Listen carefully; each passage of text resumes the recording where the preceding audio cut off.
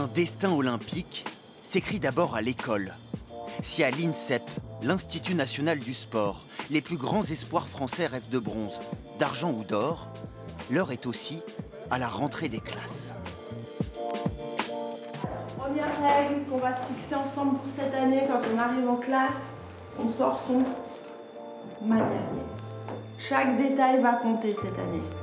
Dans ce prestigieux internat, 90 élèves triés sur le volet. Comme Sana Meissour, 14 ans, l'une des cadettes, mais déjà en équipe de France de basket. Cet été, elle a quitté sa famille et ses amis pour devenir athlète de haut niveau, à Paris. Je suis loin de chez moi, déjà. Et c'est tout nouveau. Parce que avant, j'étais dans un collège normal et que tous les gens normaux, entre parenthèses. Bien. Ok. Des centaines de balles renvoyées et une agilité redoutable. Surclassée dans toutes ses catégories d'âge, Pritika Pavad manie la raquette depuis qu'elle a 9 ans. 10 ans plus tard, elle est devenue l'un des plus gros espoirs de médailles. Voilà, mieux déjà.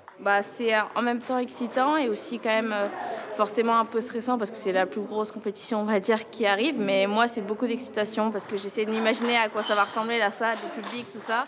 Pour beaucoup, Paris 2024 est devenu une obsession. Si bien qu'à 10 mois de la cérémonie d'ouverture, certains emplois du temps ont été adaptés. La nageuse Laëlie Salavez, 16 ans, a ainsi décidé de ralentir sa scolarité.